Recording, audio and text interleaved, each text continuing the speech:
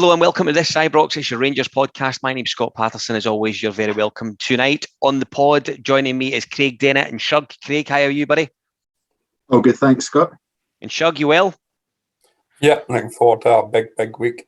Absolutely, it is that. So listen, it's the Old Firm Review podcast. We look forward to your time for the next 45 minutes or so. Before we get into the meat and bones of things, we should say a big hello to our friends across at Zenith Coins, who are currently pulling together the Rangers coin collection, 5 wonderfully crafted coins that celebrate 5 huge parts of Rangers Football Club's history. You've got the founding fathers, one for Ibrox Stadium, one for the Barcelona Bears of 1972, a coin that is absolutely essential if you're a follower of the 9 in a row guys, and a coin that, of course, celebrates our 55th league championship.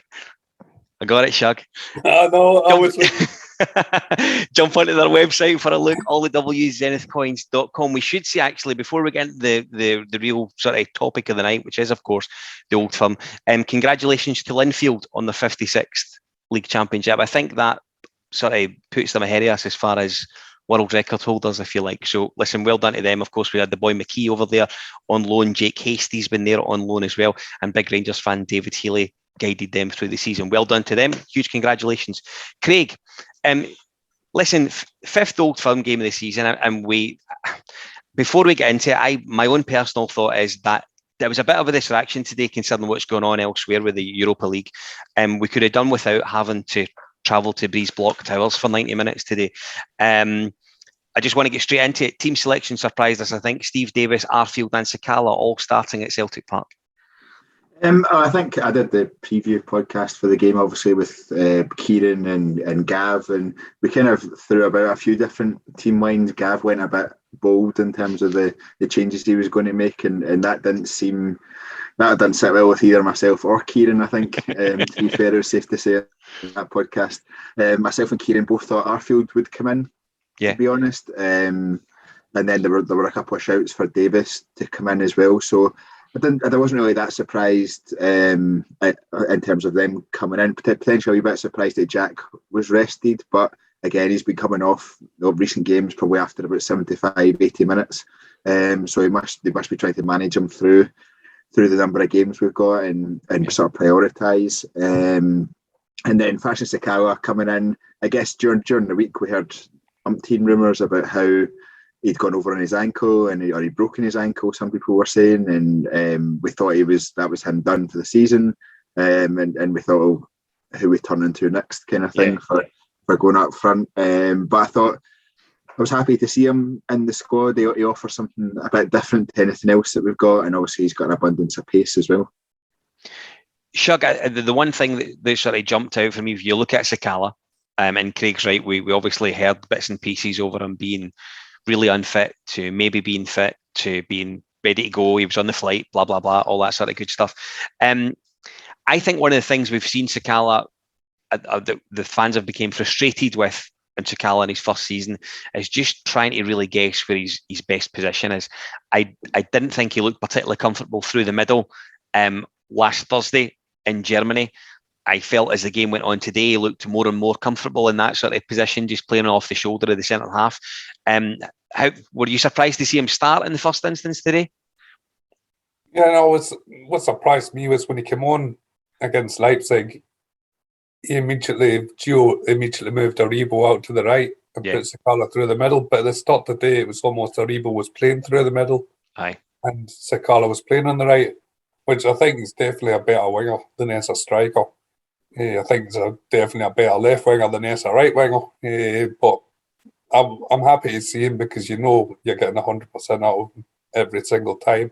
Takes that field, and he is raw. And we've had a few raw players over the years, and some went on to become great Rangers. So I'm hopeful. I'm still hopeful that he's going to be there. He's going to. I mean, that's him banged in an Old Firm goal and provided us getting beat. So that's one round of drinks he won't have to buy down at Ibrox.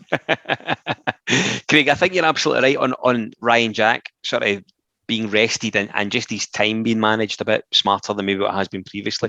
If you remember right, it was one of Steven Gerrard's big gripes. If he was getting picked with Scotland, he'd be going away and he'd be training intensely after big games and then coming back to play with Rangers. And I think from from his Rangers career perspective, I don't think it's really helped him much, to be perfectly honest with you. Ryan Jack, maybe at a stage in his career where he almost has to pick if his club's more important than his country, or if he thinks he can continue to do both. I'm sure the club will be advising him in that in some way, shape, or form.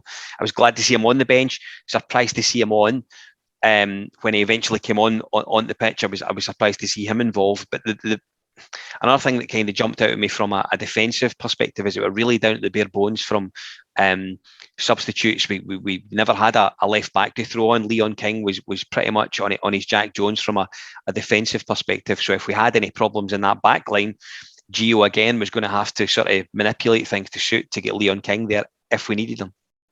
Yeah, absolutely. I think that was one of the things that kind of came through when the starting lineups were announced. Was Celtic pretty much had their strongest team. I don't think they had anyone really of note out injured at all, or anyone that would kind of warrant a place in their first team out injured. Whereas we are really down to the bare bones, and you're kind of Aribo playing up front and through the middle is kind of prime example of the situation that we find ourselves in now. Part of that's down to bad luck, obviously, with Morelos and Roof both being out at the same time. And then I think Itten, I heard he's struggling with long COVID as such, but I'm not sure whether he would have been in the frame. Was he on the bench today? He was, yeah. I thought he was, Aye. So I think that's prime example, like you say, in defence. Balogun's stupid tackle last week against Motherwell it kind of highlights it even more, I guess. I actually thought Balogun might have started this game had he not been sent off last week. So definitely down to the bare bones, and I guess it makes our performance today even more impressive. And Shug, before we get into sort of first minute onwards, you heard me speak to, as we opened up the podcast, I felt the game was a bit of a distraction. It was something we could have done without, and we could have put all our eggs into the Europa League basket, if you like. What's your take on that? Did you think it was a game we could really have done without today? Yeah, we could definitely have done without it. It's interesting that both Leipzig and Frankfurt are playing Monday night. Yeah. So it's split in the middle. So we only had 2 days to recover, but now we've got a longer time to recover for our big game of the week, I guess. If it had been anyone but them, I would have expected a lot more changes, but there's no way we're going to go there and not try and get a result and give it our all. So I think the players have showed their fitness and their strength, and I found it remarkable today that come the end of the game, we were still the ones that looked fitter. Absolutely. So I think Gio's been a good judge of how fit our players are. Yeah. And manoeuvred it well. No, I totally agree with that. I think you're absolutely right to look at the way that they were still darting around the pitch in the 92nd minute, which we'll come to later on. It was incredible. I think we've learned quite a lot about the players the last sort of 3-4 weeks, their fitness and all the great work that goes on at the club from a sports science perspective. It's clear that I think we're dealing with maybe the fittest Rangers team that we've ever seen. I genuinely do. And I think the exploits of Hampden after the Braga game really back that theory up entirely. Craig, first half, I didn't think there was a huge deal in the first half between us. I thought we defended really well. They had a period in the first half of maybe 10-15 minutes when they were on top, and they were putting us under pressure, similar to the Scottish Cup semi-final at Hampden. The two chances that I think is worth focusing on is obviously the goal that they scored to take them 1-0 up. Before then, we have an opportunity that's almost identical that Ryan Kent really should at the very least hit the target. Yeah, I think always when it comes to Old Firm games, we know the way to beat Celtic is press high, press hard and press fast. Yep. Straight from the off. I think what the game at the start of February showed us, and definitely showed Giovanni van Bronckhorst, is sitting off and trying to absorb pressure is not the way to approach these games, and it looks like he's learned his lesson on that front. And every single game since, we've been straight up and straight at them and putting the pressure on. And I thought for the first 20 minutes we were completely on top, and we looked a wee bit dangerous without that final cutting edge in the final third, which I guess became a wee bit of a tail of the tape as we went on through the game as well. But until Celtic scored, we were well on top, and you thought, well, we need to try and take a chance. And during this period, that chance fell to Ryan Kent, and his run is excellent. To be fair to him, he's run across the the front of the defender. I think it's Ralston he runs across the front of when it was a great ball from James Tavernier. Kent runs across him, and I think he goes with his right foot, which is the correct foot for him to go with, but he kind of sclaffs at it, and it goes a couple of yards wide of the post. And you did feel at that point of we really needed to take that chance, and he really should have scored it. Yeah, listen, I think you're absolutely right. I think his movement was really, really impressive. And I think one of the things that's been levelled at almost against Kent, probably correctly, is his numbers from a goal scoring perspective this season ain't been good at all. And they shit themselves from Ryan Kent. I don't care what anyone says, they cannot play against him at all. So it would have been a real sort of shot in the arm for him, for the club, for the support, for the tie. I think it would have been a shot in the arm for Ryan Kent had he scored today. However, wasn't to be. Shug, as I say, the first half, I thought we played well. I didn't think there was much between them. Typically, they got the park and score. Tav, I think it was Tav that launched the ball up the line, or Goldson launched the ball up the line. Arfield doesn't make a great effort to get it, and they break into us. And it's Dyzen, who I'm fairly sure is probably running about back gardens across the East End right now still. Crosses the ball across, and again, and we don't like slagging off our own players, of course we don't, but Barisic gets caught out badly again by Jota, and they go 1-0 up. Yeah, I think it's maybe the story of our season. Silly goals given away. Yeah. From a team that we were so good defensively last season. I think the first thing that I spotted was Goldson not coming out to Dyson. It was obvious that Tav was going with Taylor, and Dyson was just left on his own, and then he had that space to run into the box. By the time Goldson got to him, I mean, we've criticised Tav and Borna forever for giving players a chance to get a cross in, and he had a good 2 or 3 yards, and he picked out a good ball, and Borna's just got to go for it with his right foot. He must be aware that Jota's there, and Jota's coming. So why didn't go with his right foot when it's that whole once bitten, twice shot kind of thing? He should have learned from the previous encounter, and I'm sure other encounters with other teams, that it's just something that's basic full-back defending, is to get in and get that ball clear, make sure that the winger coming in doesn't get near it, or as we've benefited so much, Tav coming in at the back post. So I think it's something that definitely needs rectified defensively. It's another weak spot for us. Yeah, I totally agree with you. Craig, you play left back, don't you? Yeah, I try to, yeah. So I think if you look at there's footage again I've seen of it today, and Barisic is absolutely aware of where Jota is until about 2 seconds before Dyson puts the ball across. So I think it's an awareness thing, it's an attention thing. I think after Jota knocks the ball at the net, you can see Barisic kind of throw himself back and onto the ground. He's clearly horrified because he's aware that, oh shit, it's me again type thing. Yeah, I think it was at half time, it was pointed out by Sky Sports and the pundits, just as they are kind of running around the edge of the box kind of area, he looks over his shoulder once, the ball, as it progresses, he looks over again, and then he looks a third time.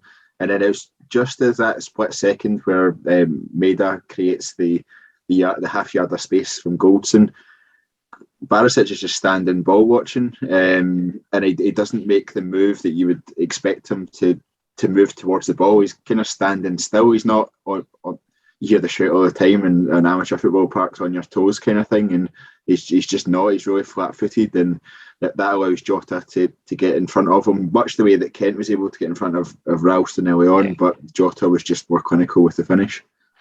The only real other chance that came in the first half, and Craig, I'll stick with you because I think we were lucky that this didn't result in a goal. Maida again has a really decent chance, and he clearly spots McGregor coming out with the intention to maim him, is maybe the right way to put it. I think that he's aware that McGregor is coming out in his area, and if he does get a contact on it, he's going to get mashed at the same time. Yeah, I think there was a couple of times in the first half, especially in the lead up to Celtic's goal, and then again on this occasion where I think we were a bit confused, not confused, potentially we were dragged out of position in terms of Celtic's movement and the movement of their front guys, and so if Tav was dragged out a bit wider than Goldson expected, then sometimes I think Goldson's great, and I would sign him again on a new contract in a heartbeat. But sometimes he looks to be trying to marshal the rest of the defence and concentrating on his man and where his man is going, kind of thing. And I think this was one occasion where that happened. I think it's Hatate. It gets the ball kind of, I don't know, about 30, 35 yards out, so kind of towards the right hand side. You can see Kyogo, actually. There's one thing I noticed in the replay. You can see Kyogo pointing towards Maeda, saying he's free. And Hatate whips in. It's a great ball he whips in, to be fair. And but you'd expect your defender to be matching stride for stride with the forward, and Goldson just has no idea where he is. Alan McGregor does really well, kind of just making himself as big as possible. And I think Maeda, from their perspective, has to be braver there and just take a hit for the team, and it would be 2-0. But thankfully for us, they shat it. Basically, I think Ali McCoy said it's a turtleneck or something like he called it. Didn't he? He said basically you just shrink your neck back into your shoulders, kind of thing, and the ball just glances off your forehead. And thankfully for us, it was a chance missed for them. Shug, we go in 1-0 down at half time. Gutted because we're slapped in the game. You know what I mean? As far as I'm concerned, we don't deserve to win a goal down. They have had a prolonged sort of period of pressure, which you're going to get at Celtic Park, like it or not. It's just the way it is. But I felt the result was really harsh on us at half time. Yeah, I think a draw would definitely have been the fairest result. Going in at half time, the two big chances, they took theirs, we didn't take ours. And it was something that I'm sure it was said in the commentary, was that Jota's like 12th goal and 11th assist or something. Yeah. And then you compare that to Kent's numbers, and you're like, well, they played similar position and things like that. It's what the kind of numbers we sort of should be looking for from Kent. Yeah. But I guess that's maybe the story, those two wingers' seasons. But yeah, no, I thought we were hard done by to go in 1 down. But after the cup semi-final, I wasn't turning it off just yet. I had faith in the team to go and do something. So, Craig, we go in 1-0 at half time. My sort of gut reaction at that point was that 45 minutes still all to play for, and I think Shug's right. We've seen very recently how we can go a goal down against Celtic, but we know that we have the ability to come back and create more of a match of it. Come out for the second half, and it's that man Dyson again, who has a really good chance to put Celtic 2-0 up again, and he blazes one right over the bar. I think I seen he was offside, certainly, but I don't know if the flag went up late or if indeed it went up at all. It didn't go up at all, Shug, did it? No. But I mean, he was certainly offside. I think he just tries to hit it too hard. I mean, and again, it's an opportunity for the same guy, Craig, to put Celtic 2-0 up, tie over at that point. Yeah, as I mean, at half time, sitting talking to a couple of my mates, I think we were confident that we would potentially come out a wee bit more attacking in the second half. We know Gio's shown with his management team that he can make changes in game and at half time that really impact the game in a positive way for us. And I was kind of expecting the same, if I was honest. I thought the first half was pretty even. We kind of dominated up until their goal. They kind of had the better of it after their goal through to half time. I think the worry was just that lack of cutting edge up front. I think if Morelos is playing or Kamaru's playing, then you'd expect us to be in front and well in front, and causing them a lot more problems. I felt like we were getting to the edge of the 18-yard box and then running out of ideas, to be honest. And I think the chance Maeda was well offside for that one. You see purposefully, I think it's Goldson and Bassey both jumping up, and he's miles offside, and it's just I'm not going to go down the conspiracy theory route. I think it's a bad call from the assistant, and it wasn't the last one either. No, listen, it absolutely was not. Shug, second half for me was all about Rangers.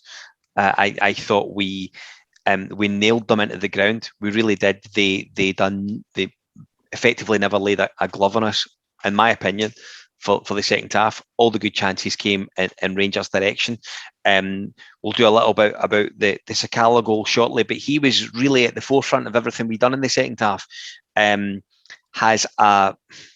Has a really good chance before he scores when Lundstrom tries to play him through. Ball maybe just doesn't have enough on it for it to carry him right in 18-yard box, so he's checking back a little bit. But he certainly stings the palm of Joe Hart. It's a good effort, isn't it? Yeah, no, he's did well, and there is a player in there, and you can see it. And he's running. He maybe needs Super in to coach him a wee bit. Roy Mackay's maybe not doing enough for Super, because Super keeps pointing out the wee faults in his game and things like that. Yeah. But there are things that'll be ironed out and stuff. Like you say, if Lundstrom's ball's out a little bit heavier, he's getting in, and it's as if you expect the goalkeeper to make. But yeah, he did well, and it sort of started a really strong spell for us. Yeah. And also often got us right back in it and maybe created a wee bit of belief. Listen, I think that's a great shout. I think by us maybe being a bit more offensive against them, heading in the direction of where the Bears were in the corner of the stadium, which again is something we'll come to later on the pod. I just felt it gave us a different impetus than what we had in the second half. Craig, the goal itself that Sakala scored, I think it was Tommy, the editor. He said when he struck it, he was praying for the ball boy behind the goal, because Sakala maybe doesn't have a great record when he's closing in on his left side. But my goodness, what a cracking finish it was, wasn't it? Yeah, I mean, just to go back to sort of Sakala's performance in the second half, I thought he came out like a completely different player.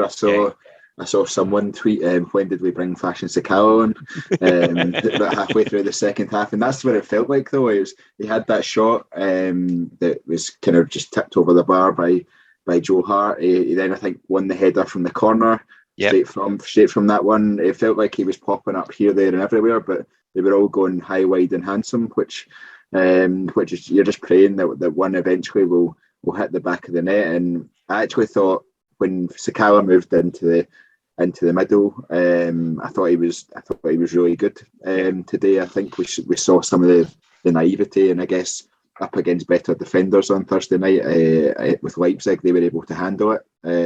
Today, he showed potentially he'd learned some stuff from the other night, and he was still caught offside a couple of times frustratingly, but outside of that, I thought his work rate and it was excellent. And I thought Scott Wright did really well when he came on as well, in terms of just creating another avenue of driving at the Celtics defence with a bit of pace. But the goal itself was really well worked. It was some nice play in midfield, moving forward. I don't know if I think it was Arfield that they played the 1-2 with. Is that correct? I think and it ended up, it went to Kent eventually, didn't it?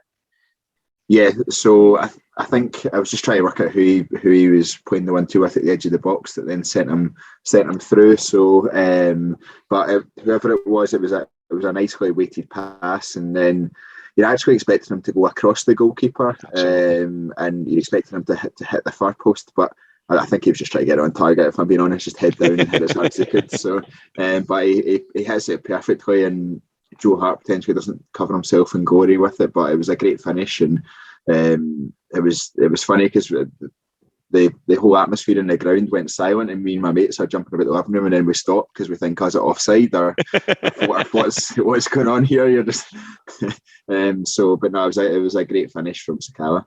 It was good. Listen, I thoroughly enjoyed seeing him slide along on his knees in front of the Green Brigade as well. That was really good. It was lovely to see them. They've probably spoiled Tifos for me, doing a Peaky Blinders themed thing. So thanks for that. And secondly, we saw their wee thing about the Queen on their design as well. Horrible bastards of the highest order. That's all we want to say about it. Shug, Sakala was really good in the second half. I think Craig's absolutely right. And he's right when we say I think from Thursday we've seen him through the middle, not so great. Today, so much better, and I think it was obviously the difference in the quality of defenders that he was playing against. I thought in the second half he was one of the reasons that I think we've other than the fact he scored, I think he put pressure on their back line, gave them something to think about, and he's one of the reasons we've probably came away with a point, to be perfectly honest with you today. Yeah, I think that was one of the best things we did toward the end of the game, was really put a high press on, because their defenders are not all that, and Joe Hart is definitely not all that on the ball. No. The one when he nearly fell over himself trying to get rid of the ball just sums Joe Hart up. I'm pretty sure that's why he get pointed out every club in England, was because he's not good with his feet. So I think it's something we should be doing, is making them play out, because until Chakamakis came on, they had nothing to hit long. That's There right. was nobody winning everything until he came on. So make them play it long. I'm sure Goldson and Barsi would be happy all day, but yeah, no, Sakala was at the front and centre of that press all the time, and it's really important, and having his pace, we've got to use it. We talk about sometimes we go into the bad things about Barsi, some of his finishing and things like that, but we've really got to focus on his good points. Yeah. And his pace is his absolute top thing. That's his 10 out of 10, 9 out of 10 thing that we should use every time. And as president, people, it's going to reap rewards, and they did today, certainly. So I think going forward, Sakala next season, if he sees more football, I think we'll be using the high press a bit more often with him on the park. Craig, with a couple of chances to win the game, of course, after Sakala scores, Ryan Jack has a really good chance that I think he snatches at a little bit, to be perfectly honest with you. Great play by Scott Wright, who again came off the bench, offered something that'll be good news for some Rangers fans, but for the fans that have already made their mind up on him, they won't like that at all. However, he'd done okay when he came on, caused a bit of drama, put the ball across. Arfield's I think Hart saves it and it comes out to Jack, and just before he can make a clean or a better connection on it, Beaton gets right in his face. But I think the real chance of the second half, when the game was tied at 1 each, was again that man Fashion Sakala, when he goes clean through. And I think if Carter Vickers doesn't just appear on his left-hand side, I think it was Carter Vickers certainly, if he just doesn't appear on his left-hand side, he has to go across Joe Hart rather than sort of try and sneak it in his inside, because that's what he eventually done. And of course, the post came to Celtic's rescue. Yeah, I think the first chances that you spoke about there, Arfields and then Ryan Jacks, I think it was great work, like you say, from Scott Wright down that right-hand side, just completely outpaces and outmuscles. It was Greg Taylor that he was ghosting past at that point. Fires the ball into straight Arfield's feet, and I was expecting the back of the ball to hit the back of the net, and it was we've sort of highlighted some of Joe Hart's faults so far in this podcast. I guess you have to give him credit for that one. It was a really good save, but like you say, he pushes it out back into the danger zone, bouncing at an awkward height for Ryan Jack, but you still expect Ryan Jack to be able to put a bit of power behind it and just direct it away from Joe Hart. Unfortunately, hits it straight at Hart, and it's a chance gone. And I kind of thought that was, because that was into the last 5 minutes or so. I thought that was us kind of done, and it was just going to peter out into a draw. And then, as you say, Fashion Sakala using that pace, it was a great ball through, well onside, and I think it was Shug when we were beforehand. There was a bit of the natural novo, too much time to think kind of aspect to it, wasn't it? He was just kind of hesitating,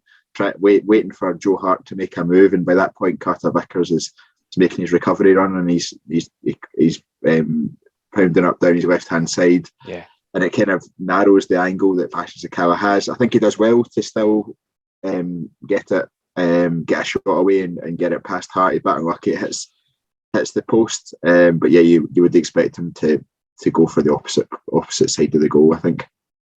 And Shug, listen, at that point, I think the Rangers fans are largely screaming for some more time.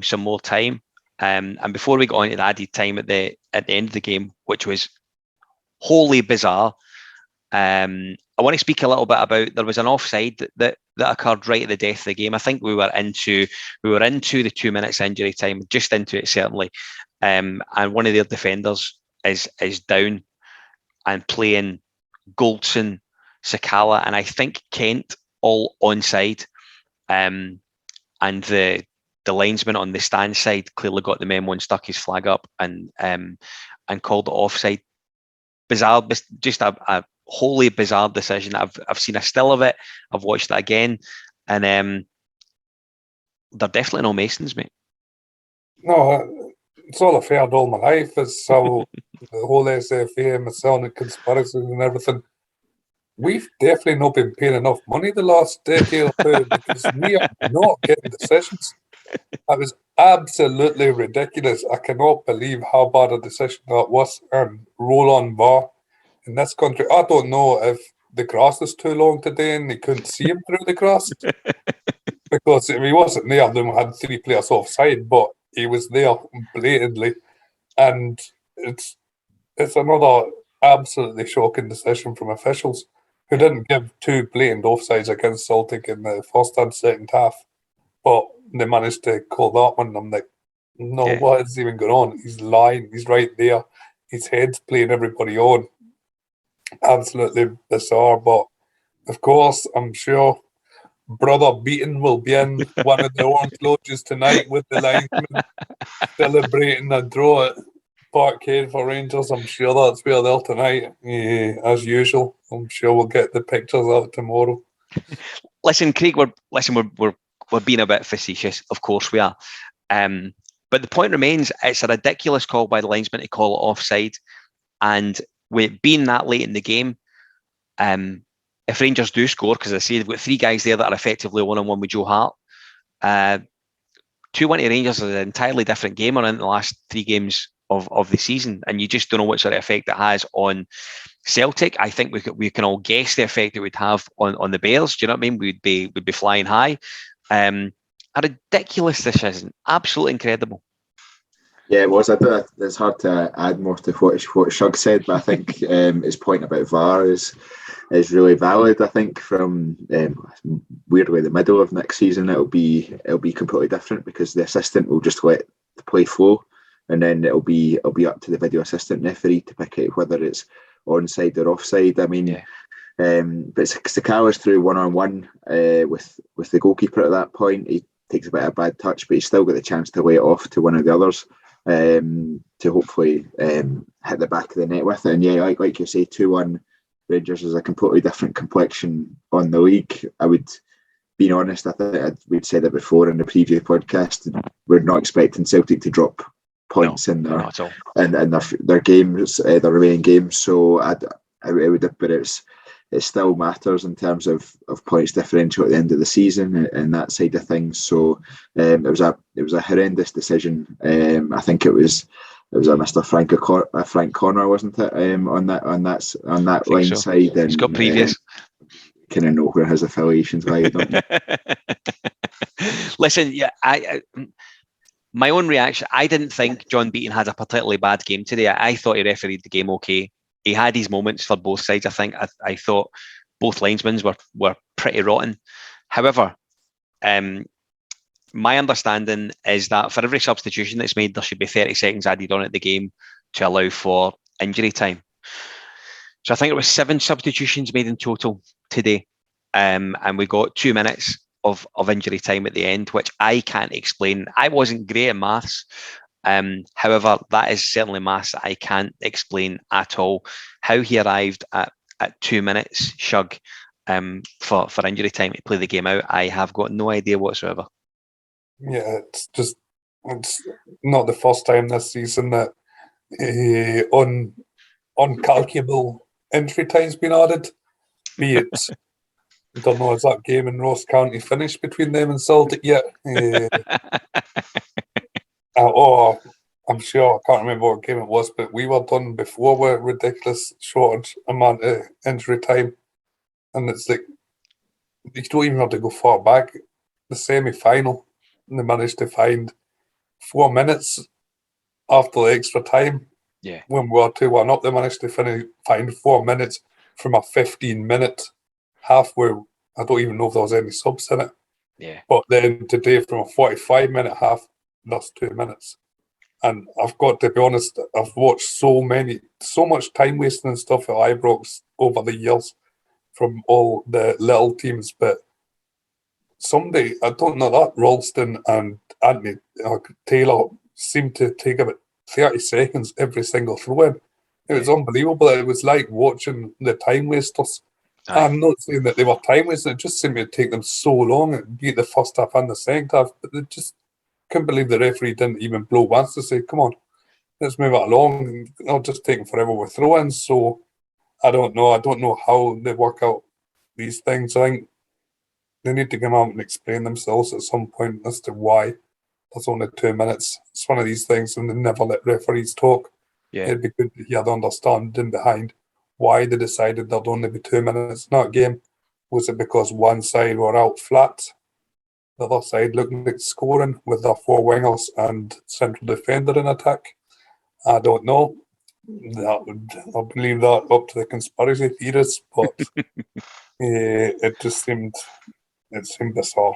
Just typical Scottish refereeing. Indeed. So listen, it finishes 1-1 at Celtic Park, last Old Firm game of the season.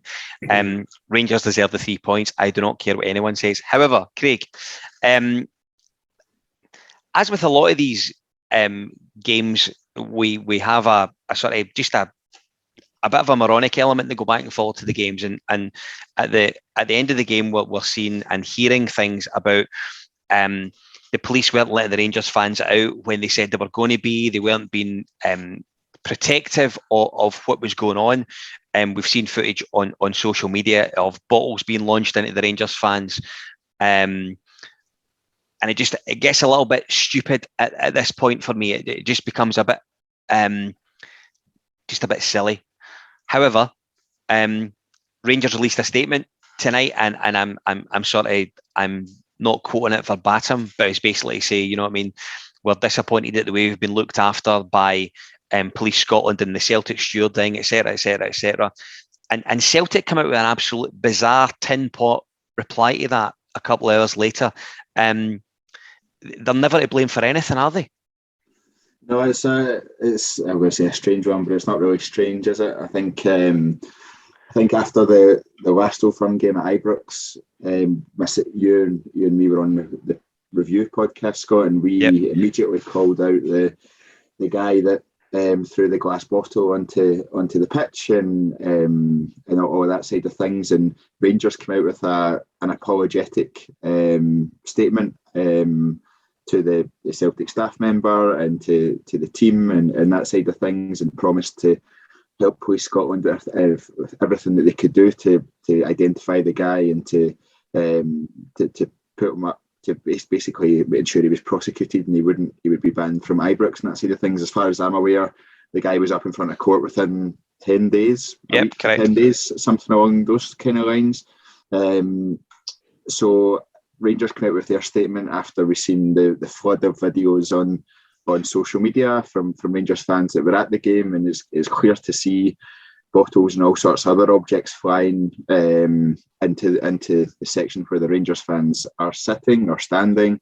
The police and stewards are just standing there watching as it happens. They're not doing anything to try and prevent them. They're not picking guys out the crowd that are throwing them, and they're standing watching them throw them and doing anything about it. And then to see Celtic's statement, which is, to be honest, completely irrelevant to the events of today and completely irrelevant to the statement that Rangers released at all. And it's there's no remorse or apology in there to the fans that experienced it. Was Rangers statement mentioned disabled fans and elderly fans being hit with objects and that side of things.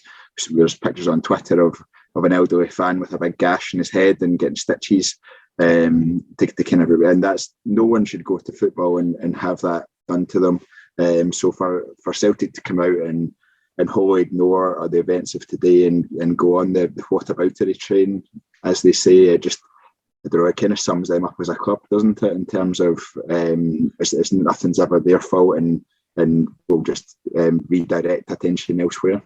Yeah, absolutely. I completely agree. Great point, and really well put. Shug, one of the other things that sort of bothered me tonight, and this boils my piss every time I see it. To be perfectly honest with you, we saw a fan who was mocking the Ibrox disaster, which goes on and on and on in this country. Every single year, Rangers fans are subjected to this mockery of a huge incident in Scottish society. And the Celtic fans, and it's only the Celtic fans, are allowed to rip the piss out of it because it happened. And it's a disgrace, and everyone's seen it. If you jump onto social media, you'll see the pictures of the guy who's you know what I mean, giving it big licks because of a disaster at Ibrox. And there's stewards standing around, not even approaching him. And eventually the guy gets ushered out. It'll be interesting to see if the government are making any statement on that, because they're quick to make statements about other things that Rangers have been involved in the past. You can look at the celebratory nights at Ibrox, when one of the senior members of the Scottish government, can't remember who it was getting into their ribs about singing a sectarian song, which was something that was dubbed over on the internet, and they jumped on that. You know, and we're seeing this. The thing about the Ibrox disaster really grinds my gears, because it's something that affected Scottish football as a whole. The way that you and I go to football matches now was directly changed by whatever happened at Ibrox that afternoon. Everyone's venture back and forward to football grounds, wherever you go in the country, was changed by that afternoon, and we get idiots at football grounds, namely Celtic Park, namely Celtic fans, that continue to mock it season after season. It's an absolute embarrassment. And if there was an element on people that within our club that would do such a thing, I'd want them banned and punished. I wouldn't want them associating with us. And the thing with Ibrox disaster is, when you watch documentaries and stuff about it, Celtic were actually really good.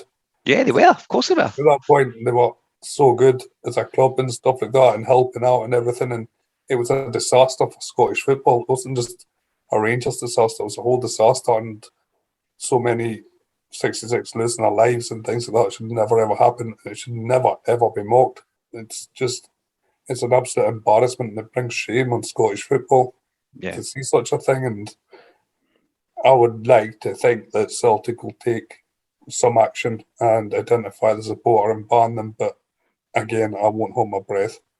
As I said to you before, that Bob was still waiting on Fernando Rickson getting hit with the lighter guy. Yeah. They never seem to take action against their own. It's always, that'll be somebody else's fault as well.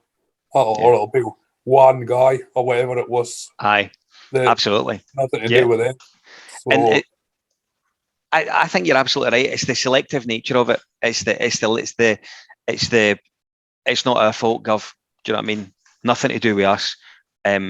Please look away. There's nothing to see here. And I'm sure as various things go on over the next sort of 6 to 12 months, Celtic will be left looking a wee bit silly. Listen, what I want to do is, I'm glad I've got that off my chest, as you can probably tell. Craig, I want to speak to you about Giovanni Van Bronckhorst. Since he's come in, he's played 4 Old Firm games. And I was absolutely one of the guys that said that if he was to, regardless of what he'd done in the Europa League, if he was to have 4 horrendous matches against Celtic, the end of the season, I think, would be maybe a wee bit tricky for him and maybe the Rangers board as far as decision making is concerned. Now, I think the Europa League's helped him a little bit, I have to say. I really do, because we do know about the point swing as things stand just now. However, I think he's got the beating of Postecoglou's mob right now, and I think he sees a way in and about them every time he plays them. Yeah, I think, to be honest, it was one of the things we were discussing earlier on with my mates. I think he's almost got Postecoglou's number in terms of the system that they play and how they set up, and they like to their creativity going forward as such. I think the first game in February was just a disaster all round. I think first game in February confused me for a number of reasons in terms of how we set up, but I think over the last 2 years, pretty much since the New Year game where Katic and Ryan Kent scored at their ground and we beat them at Parkhead, we've known the way to play Celtic is press them high, press them hard, press them fast, and just don't give them a minute on the ball, because they'll panic. And then they'll give us possession, and then we build the play from there, and we control the game. And then every Old Firm game that we've won since that day, that is how we've done it. So I don't know if Van Bronckhorst came in and just I don't know if he almost hadn't looked at the previous games, or he hadn't been painted. He thought, oh, maybe this way will be a bit different, and we didn't have Morelos that night. Actually, Van Bronckhorst hasn't played an Old Firm game with Morelos in his team yet, which is a bit of a surprise to some people. But I think he's obviously learned. You could tell in the game at Ibrox that he'd learned from that night in February. It was kind of just undone by individual errors at Ibrox, if I'm being honest, and a lack of quality finishing from our side in the second half, which we obviously dominated. Further, you could see that further in the Hampden semi-final, and his move. I've spoken about it countless times because I think it was genius. But the move to put Bassey on Celtic's attacking midfielder was incredible, and that's what I think effectively won us the game in the end. It just completely nullified them. And today again, they were outside of one or two chances which were kind of shape related in terms of where our players were rather than how they were set up. Celtic didn't really create much at all, and no shots on target the whole second half. One in target all game. When they're playing at home, it shows you the system's working well. And the good thing for us, I think, is that Celtic aren't going to change. Ange Postecoglou has said how countless times in the media that I play one way and he's doing better than Mark Warburton did, but it's plan B is do plan A better kind of thing. As if that's the kind of approach that he's taken, and that works really well for us going forward. And it's a good sign, I think, in terms of Gio and the team having found a way to play against it and almost nullify it going forward. So hopefully he builds a team in the summer that continues that vein and can play in that vein, but also a team that kind of covers the shortfalls this season in terms of beating the likes of Motherwell, Ross County, those kind of games, because that's where we've lost the crucial points this season. Shug, we know that ultimately as Rangers supporters, we will judge our manager on the big games. You will ultimately, as Rangers manager, be judged on trophies you win and how you fare against Celtic. And do you know what I mean? As I say, I had the fear for Gio after the trip in February. I was really concerned. I probably wasn't as concerned after the 2-1 defeat at Ibrox because I knew we had the Europa League run ongoing. And I feel a lot better now after the victory at Hampden and the way that we've performed today. So he's getting a pass now, I think, from me, and I think we look forward to seeing what he does pre-season, don't we? Yeah, 100%. I think we'll need to get behind him. I think he's shown over the season against Celtic. It's been progress every single game. And now I'm sure if we happened to be facing them in the cup final because they get hearts flung out of it one way or another or something, I think we'd go into that game favourites. I think the players we are missing today, Morelos, Roof, Hadji, Ramsey, Pelican, Ramsey, Helander. Because it was funny when Andy Walker started singing sweet about the Celtic bench, and it's like, you're missing one player, you're on about.